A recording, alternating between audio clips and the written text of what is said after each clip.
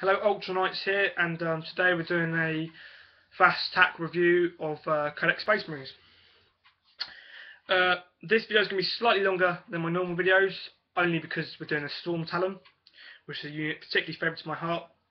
It's really good, it's really fun, loads of tactics for it. Normally people like it, I can see why, I've got the same problems with it. But it's a really fun unit to field in friendly games. Tournaments, you could make it work, bit too expensive though, point-wise. Still, what you can do, I've tried it in a tournament, a few tactics I used for it, you know, hit and miss, didn't really use it that much, so I don't have the best field on it, but, you know, I've probably got one of the better fields for the vehicle than most other people would have, because I do field 3 or 4 of them. Now, here it is. Straight off the bat, most people don't like the look of it. I personally like the look of it, and its look makes a lot of sense if you actually know what you're talking about. Basically, it's a vertical lift aircraft, so these come down and it takes off. But it's a lot of sense for Space Marines for their mobility. They can actually stop in the middle of the battlefield, repair, refuel, and then jump up and go. It has more than enough thrust in its engines to push it forward with its unaerodynamic design. It's got a lot of firepower, as you can see. You know, it'd be a really interesting aircraft, and it does make sense. But that's obviously irrelevant. We're talking about tactics here. Tactics for it are quite simple. There's 2 to go by, 2 main ones. First one is run it up the board. If it's 6th edition, it gets jinx saves, which is what you want. 6 is to hit, 4's to 4 up cover save, 2 hull points, armor 11. It's much more survivable than a land speeder. Ish. Now, few other things you can do with it would be attach it to like a land speeder storm, the land speeder outflank. You escort cover it, get in behind the enemy, land speeder multi-melters, which is my particular variant, has a land speeder storm, which has a multi-mel on it, which you obviously can take. That hits a land raider, pops it. If it doesn't, you can back it up with a Typhoon missile, crack grenades, crack missiles, or target something lightly with the storm. Because that's what the storm should be targeting, is light vehicles. Don't ever bring sky hammers. Interesting weapon. Strength 7, it's basically a 3-shot autocannon. Yeah, there's better things out there. Typhoon missile launchers where you really want to be aiming, or las cannons. The las cannons are less expensive than Typhoons, but the Typhoons tend to come out on top with Math Hammer. The Math Hammer is sort of like an average roller sort of thing, whereas in real life terms, you could get a 6 every time you roll that dice. Technically, you know, it's possible. So therefore, for that reason, the las cannons are going to be better, because you may have your lucky dice on your hand when you shoot it, and you may be able to pop a land raider with it.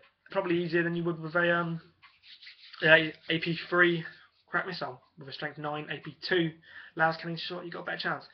Anyway, the Storm Talon.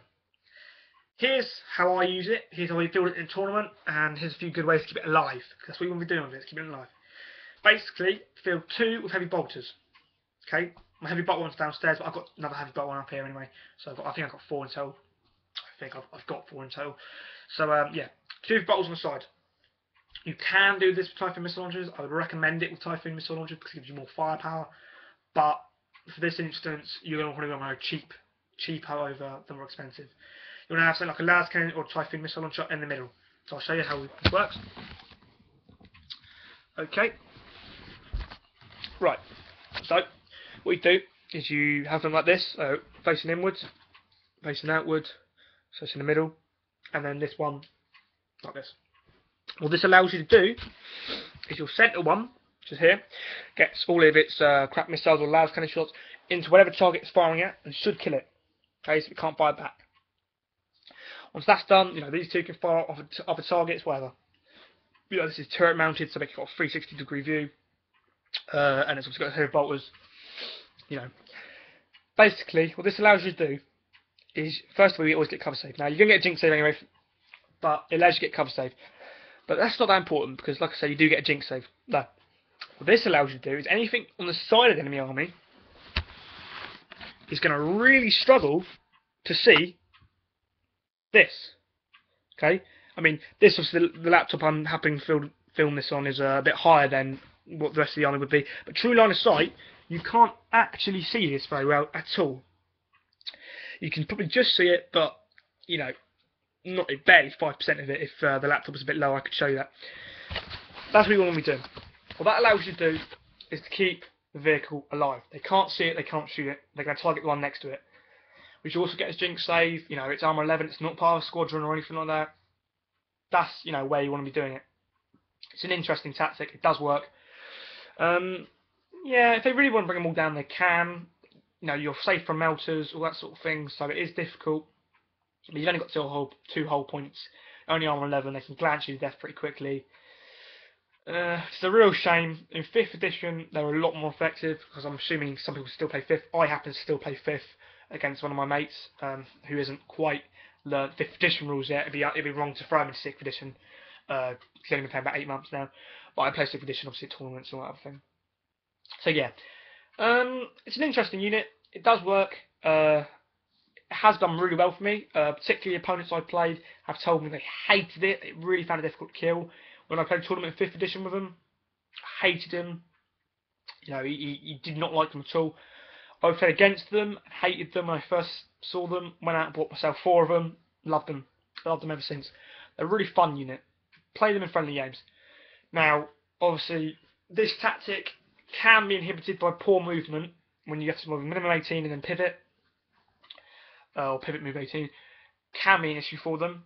But if you do it really well, and it's not hard, it really isn't hard, you know, just work out, you know, you'll be moving there and then turning, work out how far on you have to have your land speed, land speed, storm talon, that's what it's called, how far out you have to have it, so that when you pivot, it will still be covering it from the enemy army that will now be facing it. But other than that, it's not hard. I mean, there are ways to counter it by turning it on at an angle so that it turns and just keeps the cover on. If you fill them all with missile launchers, then you won't ever have that problem because they're all high priority targets, so you're never going to have an issue with that. Just one of them, at least one of them will always be obscured for a certain amount of time. Yeah, they're an interesting unit. I recommend fielding them. Give them a go. Have a play with them. If you're not serious about fielding them, buy just one. They're quite cheap. They're less than £30. Yeah, learn the flyer rules first though. If you want to use them as an interceptor rather than ground attack, you can. You know, if that's the case, I would probably recommend getting Sky Hammers for that only reason if they're an interceptor. Because most enemy aircraft you're going to fight are probably Orc aircraft, possibly Dark Eldar. And for that reason, their armour's not particularly good anyway, especially the Orc aircraft. And the Sky Hammer's probably been quite good. You know, because you get 3 shots rather than the one-shot las cannon, which is twin-linked. Still, I personally feel the las cannon against Orc flyers simply because it automatically takes the whole point off when you fire it and you're twin-linked. Because obviously it's you're going to hit with twin-linked most of the time, and therefore it automatically takes the whole point off. Anyway, so it's an interesting one. Go careful, because obviously you have to bring one from reserve. Certain ways, if you really want talons to work, I recommend bringing Tigerius because he can re-roll your reserve roll, so you can get all 3 of them on 100%. Yeah, give them a go, have a little play with them. Those are some tactics I like to use. Keep them moving, keep them shooting, do the business with them. They won't last long, they won't last the whole game. Storm Raven, on the other hand, will last the whole game, but I've got tactics up for that. If you want to watch that, crack on. Yeah, that's Storm Talon for you guys. Like, subscribe. If you want to see a back rep with me using these sort of tactics in them, just give me a message, tell me, or write a comment, and I'll get a back rep up with these tactics in, so you can see how they work. Yeah, thanks for watching, guys.